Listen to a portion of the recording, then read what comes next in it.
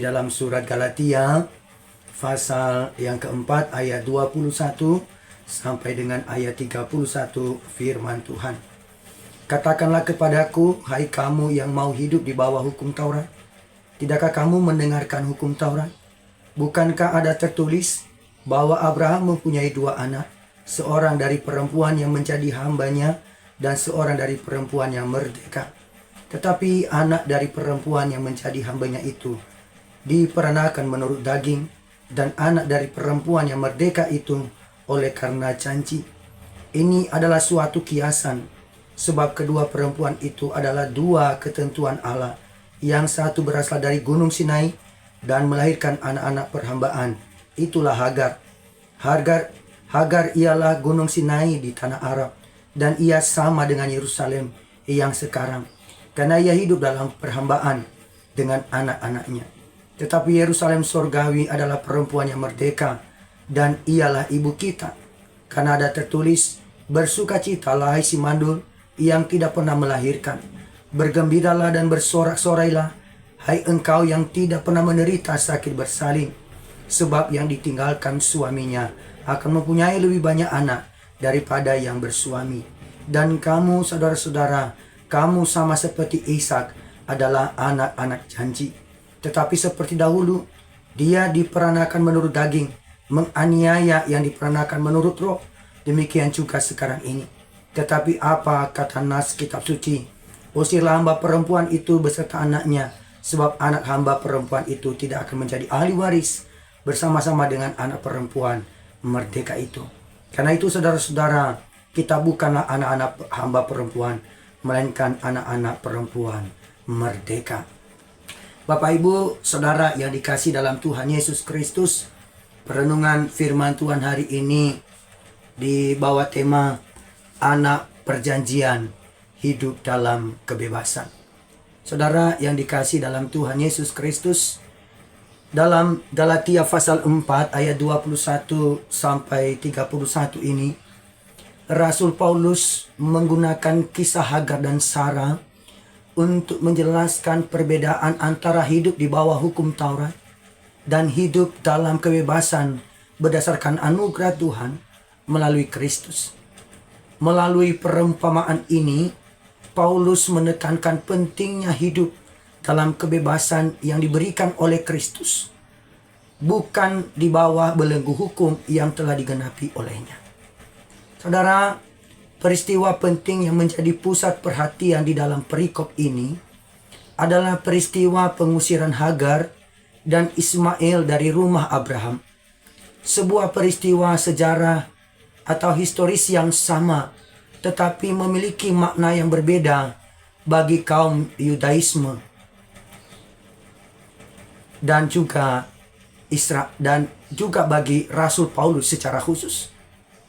Saudara, kita sudah merenungkan bagian-bagian mulai dari pasal 1 sampai dengan pasal yang keempat, ayat 1 sampai dengan ayat yang ke-20, di mana kaum Yudaisme atau orang-orang Yahudi mengelompokkan Paulus sejajar dengan Hagar dan Ismail, serta menyejajarkan kelompok mereka sendiri dengan Sarah atau Ishak orang Yahudi. Hukum Musa dan Yerusalem di dalam asosiasi dengan cara yang ditetapkan Allah untuk memperoleh janji Abraham. Dan kaum pengikut Yudaisme mengontraskan hal ini, di mana orang Yahudi itu adalah anak dari perempuan merdeka, dan kaum non-Yahudi adalah anak perempuan budak. Yahudi menerima pengetahuan Taurat yang membebaskan, dan non-Yahudi diikat oleh ketidaktahuan dan dosa. Kaum Yahudi adalah umat perjanjian, dan non-Yahudi atau bukan Yahudi menikmati berkat Ismail sebagai belas kasihan tanpa perjanjian. Saudara yang dikasihi dalam Tuhan Yesus Kristus, maka sebagai respon terhadap kaum Yudaisme di sini atau pengikut Yudais, Paulus mengutip 3 fakta historis atau fakta sejarah yang dicatat di dalam Alkitab atau di dalam Taurat. Yang pertama, bahwa Abraham memiliki dua anak, yakni Ismail dan Ishak. Yang kedua adalah ibu yang memiliki status yang berbeda, yakni seorang budak dan seorang merdeka. Fakta yang ketiga adalah kedua anak yang lahir dengan cara yang berbeda, yakni anak budak perempuan dilahirkan secara alamiah menurut daging, dan anak perempuan merdeka dilahirkan melalui janji Allah kepada Abraham. Ini kalau kita membandingkan teks ini dalam Kejadian pasal 17 ayat 19 dan Kejadian 18 ayat yang ke-10. Dan di sini Paulus membantah argumentasi dari kaum Yudaisme yang mengutip peristiwa yang terjadi di antara kedua anak Abraham dengan cara membalikan fakta dan menunjukkan bahwa jika difahami dengan benar, peristiwa tersebut malah mendukung Injil kasih karunia yang mencangkup bagaimana kehidupan antara daging dan kehidupan dalam roh. Saudara yang dikasihi dalam Tuhan Yesus Kristus, di dalam Galatia pasal 4 ayat 21 sampai 31 yang baru kita baca ini, ada 5 kata merdeka di dalamnya. Kalau kita menelusuri di ayat 22, ayat 23, ayat 26, ayat 30 dan ayat 31. Di situ menggunakan istilah kata merdeka. Merdeka itu merupakan kata yang digunakan dalam bahasa Indonesia yang berarti bebas atau independen. Secara umum pengertian ini merujuk pada keadaan di mana seseorang atau sebuah bangsa itu terbebas dari penindasan, terbebas dari penjajahan, atau segala bentuk apapun tekanan dari luar secara eksternal. Dan Paulus sedang menekankan bahwa orang yang sungguh-sungguh di dalam Kristus sesungguhnya sudah merdeka. Tetapi bukan berarti tanpa aturan. Karena itu adalah kebebasan palsu yang menjerumuskan. Seperti ikan bebas melompat ke darat, tetapi pasti mati. Kita sudah tahu ilustrasi ini beberapa minggu yang lalu disampaikan oleh Pak Gembala. Contoh ikan di dalam akuarium yang melompat dari tempat habitatnya yang sebenarnya. Dia bebas di dalamnya. Tapi ketika dia bebas melompat keluar dari tempatnya, dia pasti mati. Maka yang menjadi pertanyaan adalah, seperti apa kemerdekaan di dalam Kristus? Maka perenungan kita hari ini dengan tema anak perjanjian dan hidup dalam kebebasan. Kristus telah memerdekakan kita dalam 3 hal. Pertama, dimerdekakan dari dosa. Saudara, sejak kecil kita cenderung melakukan hal yang berdosa. Mengapa? Karena kita adalah hamba dosa. Fakta yang kedua adalah dimerdekakan dari maut, yaitu kematian kekal.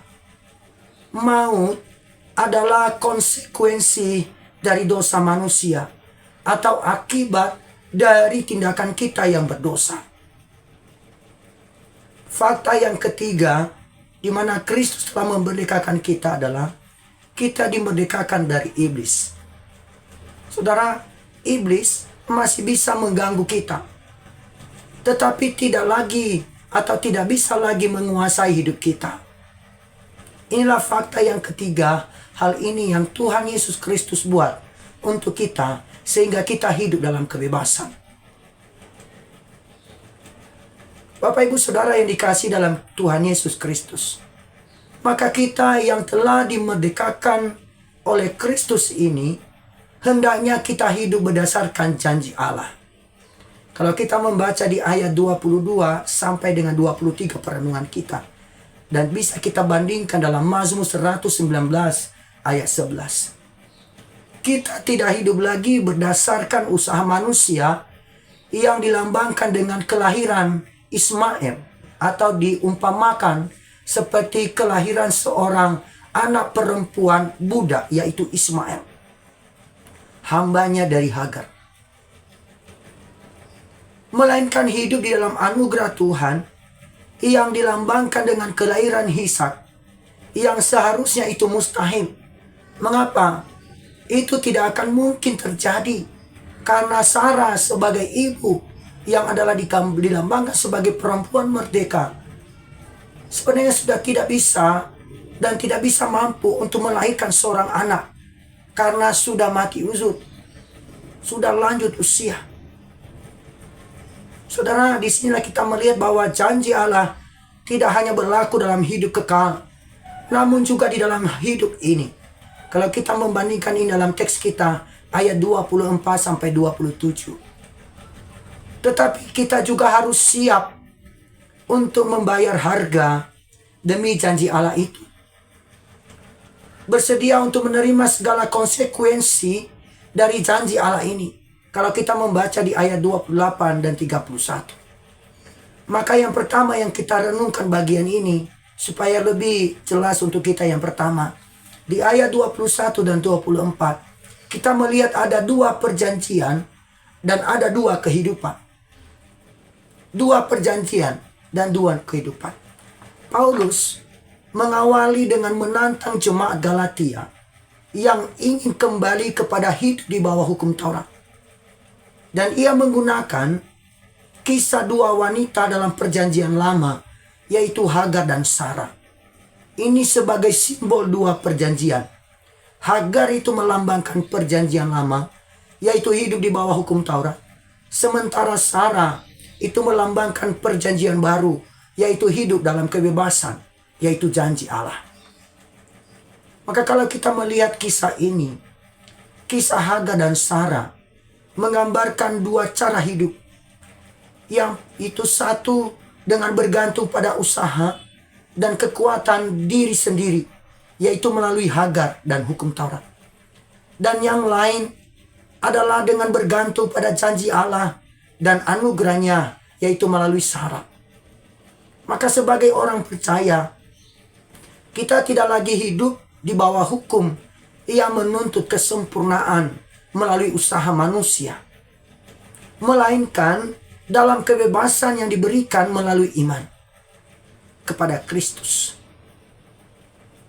Kebebasan itu bukan berarti hidup sesuka hati kita, hidup semaunya kita, melainkan hidup yang bebas, hidup yang dibimbing oleh Roh Kudus dan di dalam janji-janji daripada Tuhan. Maka hal yang kedua yang kita renungkan pada bagian ini, selain dua perjanjian dan dua kehidupan, yang kedua adalah anak dari perbudakan dan anak dari janji. Kalau kita melihat ayat 25 dan 28. Saudara, Paulus di sini menjelaskan bahwa Hagar itu melambangkan Yerusalem yang berada di bawah perbudakan, yaitu hidup di bawah hukum Taurat. Sementara Sarah melambangkan Yerusalem yang di atas, yaitu kebebasan dalam Kristus. Sebagai orang percaya, saudara dan saya, kita itu adalah anak-anak janji. Kalau kita melihat di ayat 31 tadi, sama seperti Ishak, itu berarti kita adalah bagian dari perjanjian Allah yang diberikan bukan berdasarkan usaha manusia, melainkan oleh anugerah Allah saja. Saudara yang dikasihi dalam Tuhan Yesus Kristus, kita seringkali merasa terjebak dalam perbudakan, aturan atau usaha kita sendiri untuk mencapai kesempurnaan. Namun di sini Paulus menasihatkan kita, mengingatkan kita bahwa kita adalah anak-anak janji, yang artinya hidup kita didasarkan pada kasih karunia, bukan pada usaha kita. Hidup kita adalah hidup berdasarkan anugerah Allah. Janji Allah adalah jaminan bahwa kita hidup dalam kebebasan yang sejati. terlepas dari bebas dari tuntutan dunia. Mengapa? Karena janji ini memberikan kita pengharapan dan keyakinan bahwa kita diterima oleh Tuhan bukan karena apa yang kita lakukan, tetapi karena apa yang Kristus telah lakukan untuk kita. Sekali lagi, bahwa hidup kita ini diterima oleh Tuhan bukan karena apa yang kita lakukan, apa yang kita kerjakan, atau berdasarkan ukuran kita, tetapi karena apa yang Kristus telah lakukan dalam hidup saudara dan saya. Maka poin yang ketiga yang kita renungkan dalam bagian ini, tidak hanya kita belajar dari dua perjanjian dan dua kehidupan, kita juga sudah mengerti bahwa anak dari perbudakan dan anak dari janji. Yaitu ketika Allah memberikan janjinya melalui anaknya, maka kita mendapatkan hidup yang kekal. Maka bagian yang ketiga yang kita renungkan, mari kita bebaskan diri kita dari perbudakan. Bebaskanlah dirimu dari perbudakan. Dalam ayat 29 sampai 31.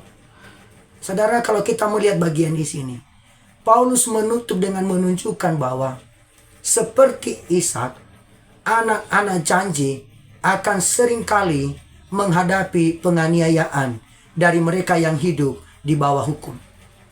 Seperti Ishak dianiaya oleh Ismail.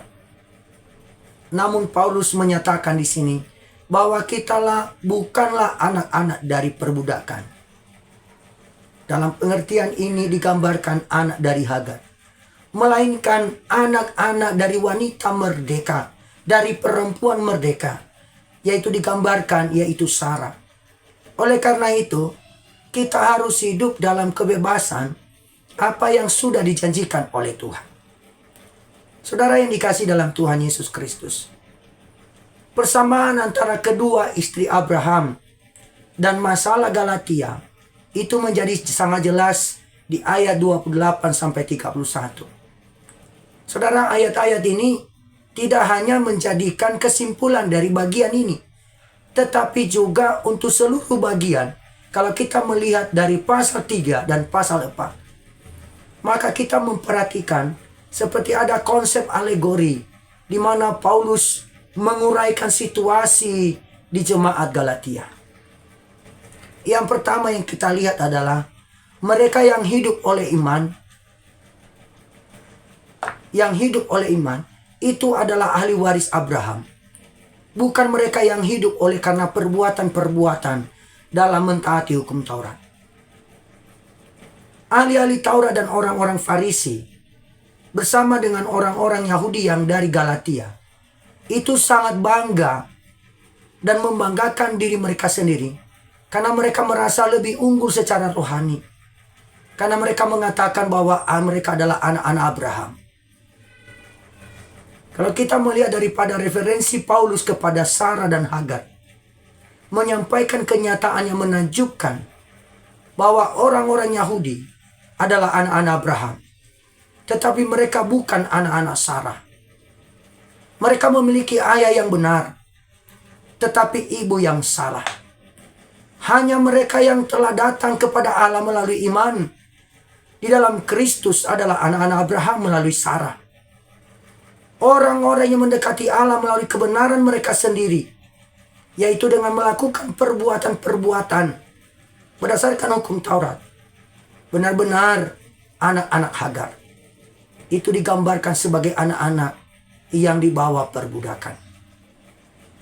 Sekali lagi, kalau kita melihat dari istilah grafis, Paulus telah menekankan poin daripada keunggulan iman atas perbuatan-perbuatan kasih karunia atas hukum Taurat.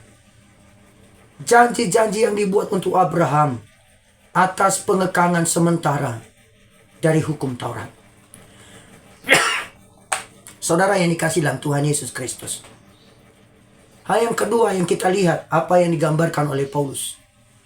Kaum Yudais atau kaum Yahudi menganiaya, atau golongan Yahudi menganiaya orang-orang Kristen non-Yahudi dengan bersikeras bahwa mentaati hukum perjanjian lama adalah prioritas dan hak istimewa. Saudara ini kasih dalam Tuhan Yesus Kristus. Abraham kelihatannya tampak acuh tak acuh terhadap penganiayaan Ishak oleh Ismail. Tetapi hal itu jelas bagi Sarah. Perlakuan Ismail terhadap Ishak sejajar dengan perlakuan kaum Yahudais terhadap orang-orang non-Yahudi. Sama seperti daging berperang dengan roh. Nanti kita bisa membandingkan itu dalam Galatia pasal 5 ayat 17. Demikian juga Ismail, seorang anak dari daging, berselisih dengan Ishak, seorang anak dari perjanjian yang lahir menurut roh. Dalam pasal 4 ayat 29. Ishak lahir karena ada janji Allah. Dan janji Allah ini digenapi oleh Allah dalam hidup Abraham melalui Sarah. Itu dari kemustahilan. Bagi Abraham itu mustahil. Tapi bagi Allah tidak ada yang mustahil. Saudara, itulah yang Tuhan kerjakan dalam hidup Sarah. Dan orang-orang Yahudi tidak hanya tersihir atau tidak hanya tergoda kalau kita melihat pasal 3 ayat 1 oleh guru-guru palsu. Tapi sungguh mereka dianiaya. Maka sudah seharusnya waktunya bagi mereka merdeka dan bangun dari ketiduran mereka, ketidaktahuan mereka, dari kemalasan mereka di dalam iman. Mereka tidak boleh tersanjung oleh pengejaran yang bersemangat dari kaum Yudais kalau kita melihat di pasal 4 ayat 14. Tetapi untuk mengenali semangat mereka untuk apa adanya penganiayaan. Harusnya mereka bangkit, melihat jauh ke depan. Bagaimana Allah sudah bekerja di masa lalu. Dan di masa sekarang Allah terus bekerja.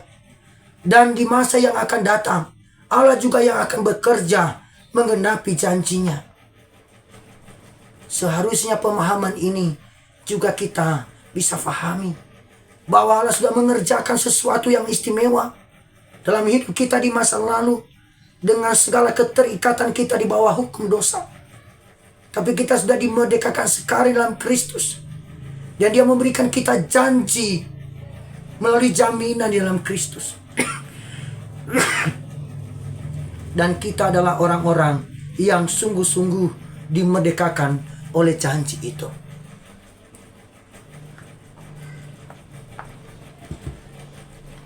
Saudara yang dikasih dalam Tuhan Yesus Kristus. Hal yang ketiga yang digambarkan oleh Paulus dalam bagian ini. Orang-orang kudus Galatia di Galatia atau jemaat Galatia mendapatkan petunjuk itu melalui peristiwa ini dalam kehidupan Abraham, kehidupan Sarah dan Hagar. Tentang bagaimana mereka harus menanggapi orang-orang Yahudi yang mencoba menyelewengkan mereka dari iman percaya mereka. Kalau kita membaca bahwa Abraham mengasihi Ismail. Kalau kita melihat Kejadian pasal 17 ayat 18. Dan kita melihat Abraham sangat enggan mengusir Ismail dan ibunya. Kalau kita membaca dalam narasi Kejadian pasal 21 ayat 11. Tetapi karena pendirian keras Sarah dan juga perintah Tuhan untuk melakukan apa yang dituntut istrinya, maka Ismail itu diusir dari rumah. Saudara, harus kita akui bahwa kita selalu merasa bahwa Sarah adalah seorang pemarah. Saya juga merasa demikian. Pemarah atau tidak, kalau kita melihat sikap Sarah itu benar. Dan sikap Abraham salah kalau kita mengikuti alur cerita dalam Kejadian 17 dan Kejadian 21.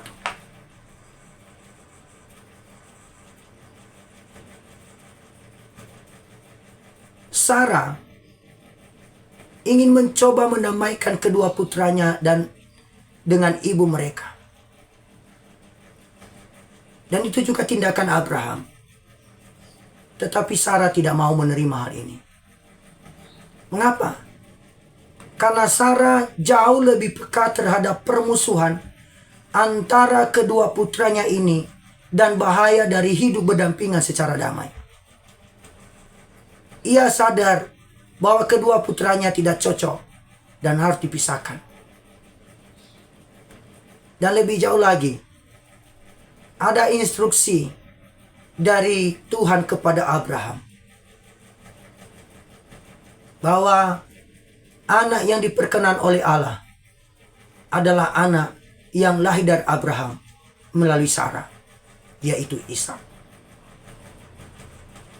Dan Alkitab kita memberitahu kita apa yang harus dilakukan.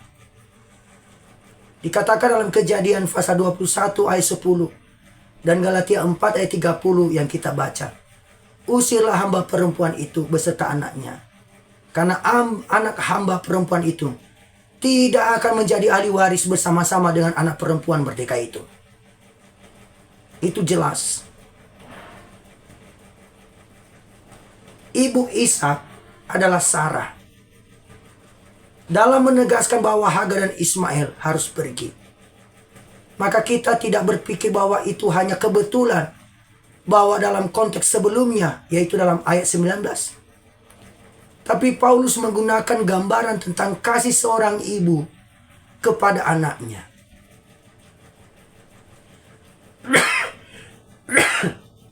Kita bisa melihat dari Paulus, seperti Sarah, melihat satu-satunya tindakan yang tepat dengan jelas. Dan tindakan Sarah ini itu membuat langkah berikutnya dengan sangat jelas.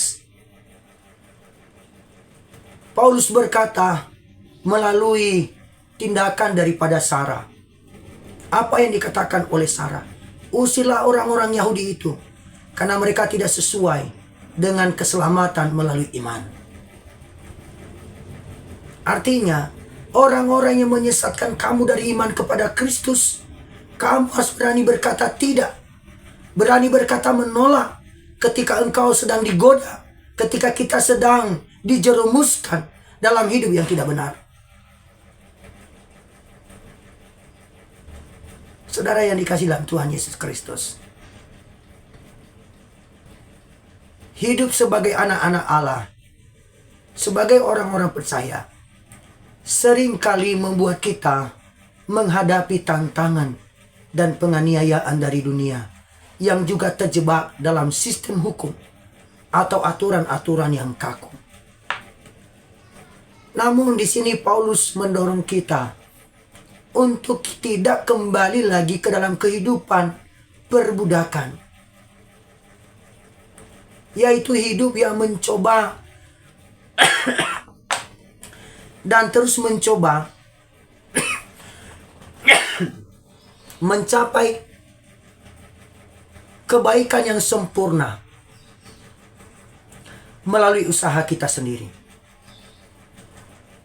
Sebaliknya, kita harus terus hidup dalam kebebasan yang telah diberikan oleh Kristus.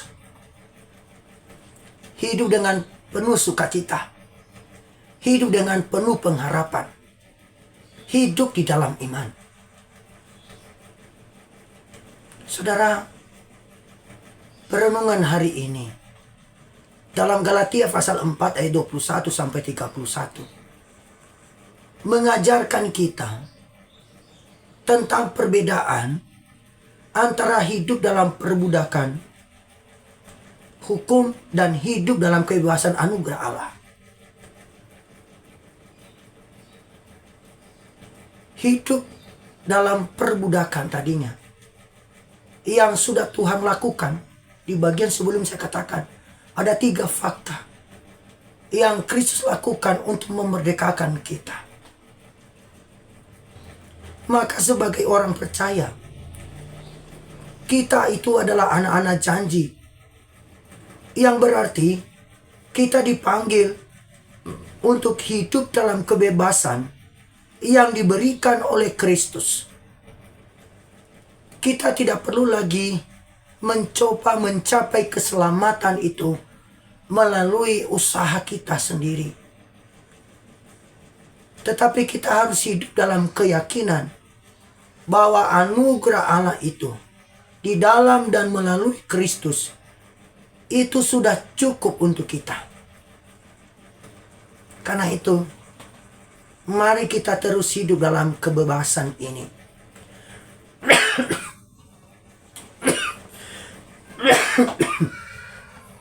Kita harus bersandar kepada janji Allah. Dan kita juga harus terus mengizinkan Roh Kudus untuk membimbing setiap langkah-langkah apa yang kita lakukan. Saudara, masa lalu kita menawan kita, membuat kita tidak bebas. Dosa kita, hidup kita terikat di bawah hukuman. Tetapi oleh anugerah Allah, kita diberikan kemerdekaan. Kita diberikan kebebasan. Bukan berarti kita hidup sebebas-bebasnya tanpa aturan. Tapi kita hidup bebas dalam kasih karunia Allah. Dengan pedomannya, aturannya adalah firman-Nya yang tertulis, yaitu Alkitab. Itulah yang akan menolong kita, membimbing kita oleh Roh Kudus. Maka ketika kita mau hidup di bawah ikatan belenggu perbudakan, kita tidak akan bebas. Kalau kita masih terikat dengan masa lalu kita tidak mau dimerdekakan, maka usaha dan cara kerja Allah di dalam dan melalui Kristus kita sia-siakan. Maka marilah kita hidup di bawah kasih karunia Tuhan yang telah memerdekakan kita. Itu bukanlah perkara yang mudah. Mengapa? Prosesnya terus berlangsung dan terus berlangsung. Hidup di dalam kebebasan dalam anugerah Tuhan itu memberikan kita dampak dalam kekekalan, bukan bersifat sementara. Kita tidak lagi terikat, tapi kita terbebas. Dan kebebasan yang kita miliki bukan sebebas-bebasnya menurut maunya kita, tetapi kita bebas menurut maunya Tuhan.